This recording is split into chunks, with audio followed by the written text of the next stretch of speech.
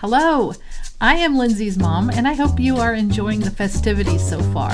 When I realized that Lindsay was going to celebrate her 18th birthday quarantined to campus, I thought we've got to do something to celebrate her, and I want to say a big thank you to Matt for letting us do this, and I really appreciate all of you helping to make her day special. I'm going to show you a little highlight reel of her life, and in hopes that you get to just know her a little better and celebrate her life with me, and hopefully I won't embarrass her too much, but here we go. Lindsay was born in 2002 and made the 5th child in our growing family. She now has 5 brothers and 2 sisters, and she has been a blessing to our family since day one.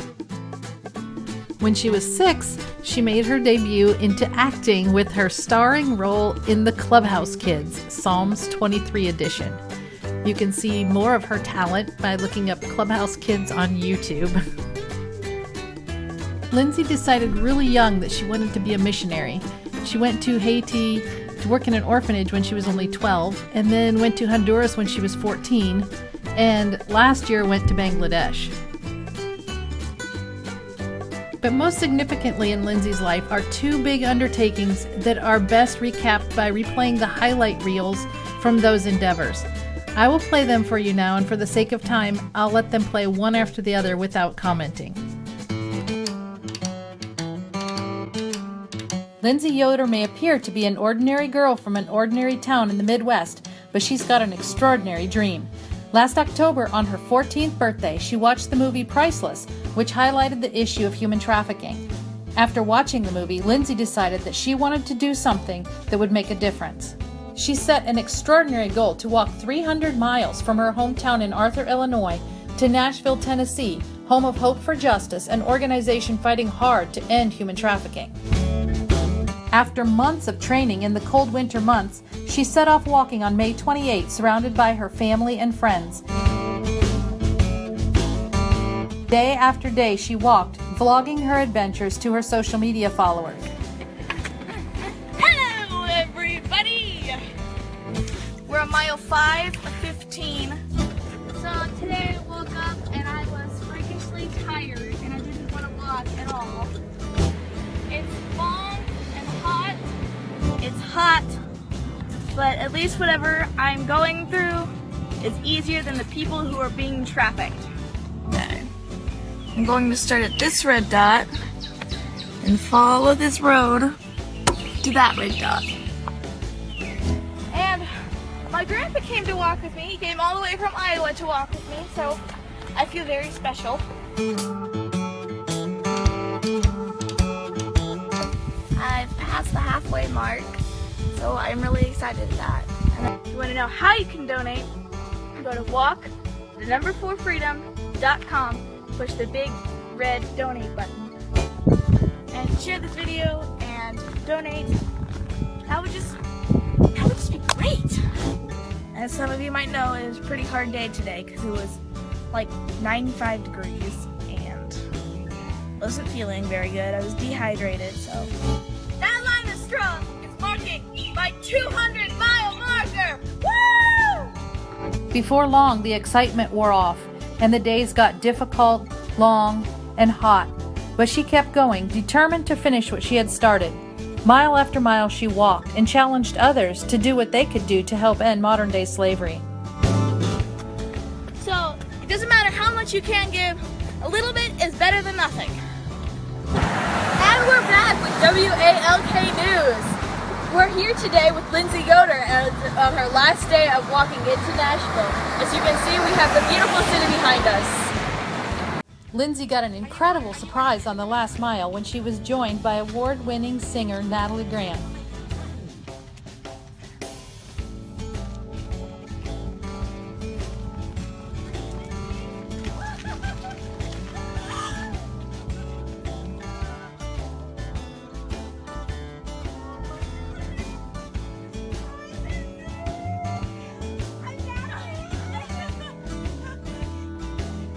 Together, they put out a plea for help, and donations started pouring in.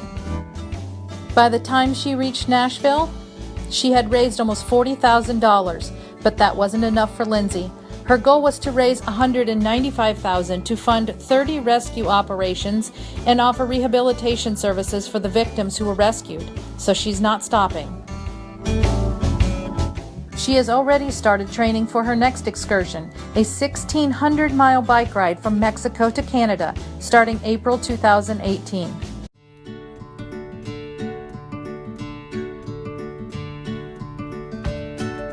After driving 26 hours from central Iowa, these 4 teens reached the Rio Grande on the border of Mexico. The next morning, they started their long journey to the Canadian border on their recumbent trikes in a quest to raise awareness about the issue of human trafficking. They've had minor mishaps along the way, but God has been so good to provide everything they need to get going again. They've enjoyed getting to see nature close up and have got to observe different kinds of wildlife along the way.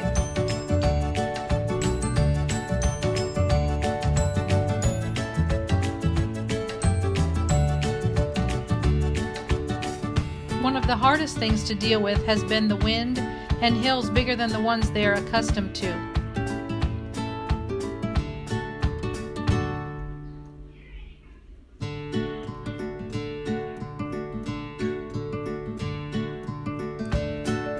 On the first night, they ended in Batesville, Texas, and received a warm welcome from the kind folks who they met in the town park. They were blessed with cases of bottled water and lots of chocolate chip cookies, followed by a delicious supper at Applebee's.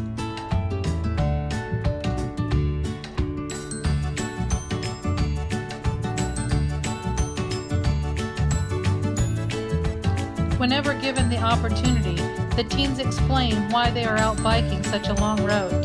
Many people immediately applaud them for taking such a big undertaking to ride all the way from Mexico to Canada for such an important issue, while others are surprised to find out that human trafficking is an issue in the United States. One of the highlights of that evening was fun conversation and getting to meet new friends in the park that night.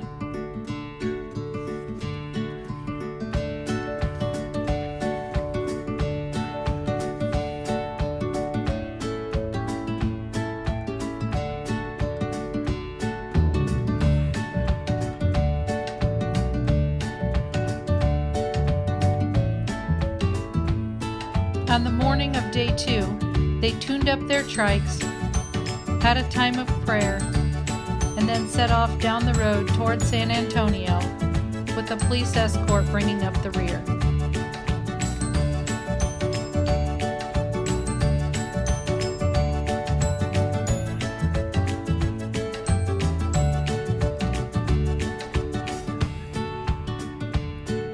Thank you for keeping us safe this far. Please help us to be safe throughout the rest of the trip, and that we would have the energy and strength pushing forward today, that no one would badly injure themselves while riding. Amen. Even when the miles get long and their legs get tired, they keep pedaling, determined to reach their goal of funding the rescue of 30 girls by inviting people to donate to Hope for Justice, an organization fighting hard to rescue and rehabilitate victims of human trafficking. As the 4 teens continue pedaling toward the Canadian border, we're leaving more and more of Texas behind us. We've managed to make it all the way to Dallas by now, the end of week 2. This week began as we said goodbye to our dear friends in New Braunfels, Texas.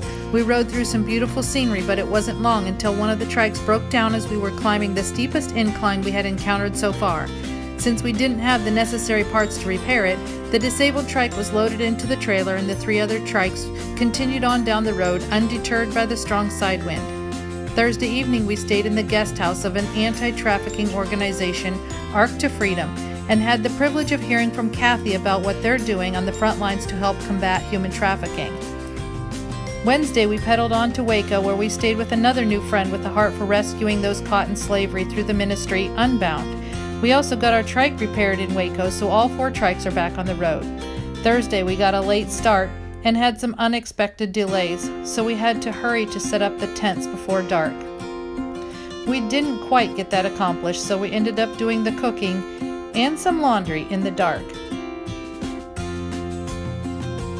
In the morning, a big storm blew up, so we quickly packed up the van and headed north, with 2 brave kids pedaling in the rain. Needless to say, by the time we got to Dallas, the trikes were covered in mud and needed to be washed. The van left us stranded beside the road with a dead battery on Friday. Then a kind pastor and his wife opened their home this weekend so the riders could enjoy a quiet weekend riding the trails of Dallas while our van got repaired. We worshiped with them and the Pathways congregation this morning and are enjoying a restful afternoon today because tomorrow we ride. We had some mishaps this week and some surprises along the way, but the highlight of this week was a visit from David with Hope for Justice. Before we started riding on Monday, he told us several compelling stories about victims that had been rescued by Hope for Justice in the last few weeks. One of those stories was of a woman who had been trafficked for 37 years. She was abused in unimaginable ways for so long, but today she's free because of people like you who have given to Hope for Justice so they could send out investigators to the house where this woman was being held captive and then carry out the rescue operation. But they don't stop there. As you can imagine, that woman has some deep scars from many years of abuse. Hope for Justice is helping her find emotional healing in an aftercare program so she can learn how to live again. David also told us a story of a young girl that was taken from Missouri a couple weeks ago on Friday. She was trafficked across several states on same roads we were riding. When someone called the Hope for Justice hotline, their investigators found the girl within 3 days and she was returned to her grateful parents. These kind of stories were just the encouragement these 4 teens needed to keep pedaling. Some days are bright and sunny, but other days are rainy and it's very uncomfortable to ride. They keep pedaling because of the victims who are still out there. There are so many. Lindsey's goal is to raise enough money to fund the rescue and rehabilitation of 30 girls. So they keep riding, stopping to repair breakdowns whenever needed. Sometimes, the road they find ahead of them isn't the one they had anticipated, like on Monday when they were faced with a river without a bridge and no apparent way to turn their support vehicle around on the narrow road. Other times, there are simply mishaps that require repairs, and through it all, God has provided for each need.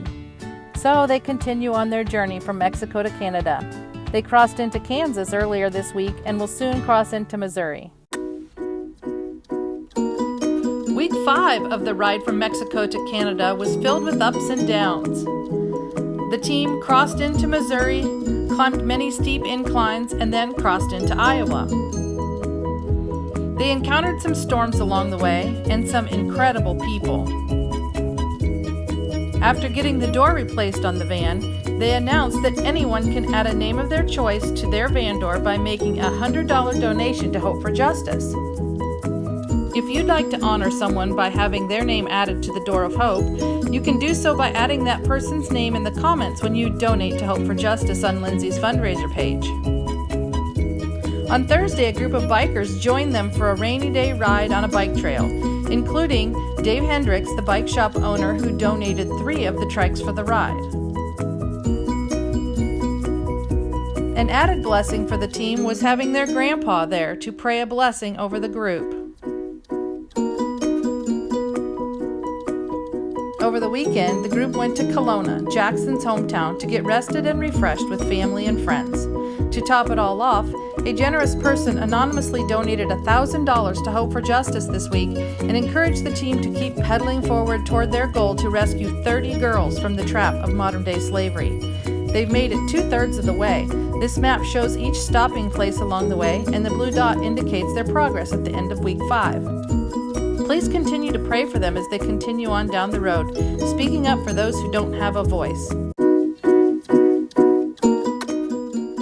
Week 6 of the ride from Mexico to Canada went smoother as the riders got their second wind and continued their push toward the finish line. Monday and Tuesday moved them through northern Iowa with their kind hosts who showed them some of their favorite bike trails. Tuesday evening ran late because of some unexpected delays, and the daylight was running out by the time they finished their 60-mile stretch into Minnesota. Wednesday was a fun day on trails with beautiful waterfalls in southern Minnesota. Thursday was a guided ride through the Twin Cities, accompanied by another generous host who took the riders safely through the beautiful trails. One of the bikes broke down that day, but a kind gentleman came by and helped them find the necessary parts to get it going again. Friday and Saturday took them 120 miles further north to Duluth, where they met up with a news reporter who wanted to help spread the news about the issues of human trafficking and what these teens are doing to help hope for justice, rescue, and rehabilitate victims of modern-day slavery. Sunday was a day of much-needed rest, and Monday they continued to push toward their goal at the Canadian border. Before they left the hotel, they stopped in the lobby to look back over the long journey they've taken since leaving the Mexico border on April the 4th.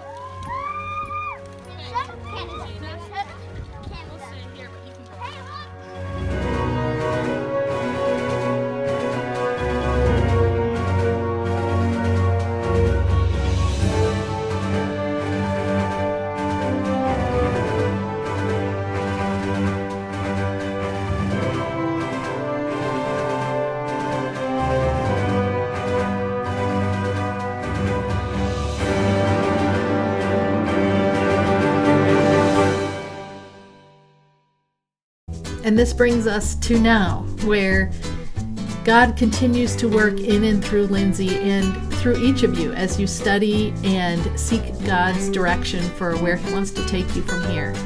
And I would just really appreciate if some of you would gather around Lindsey and pray a blessing over her before the evening, before you go your separate ways. And I just thank you so much for being a special part of her day. Thanks. Bye.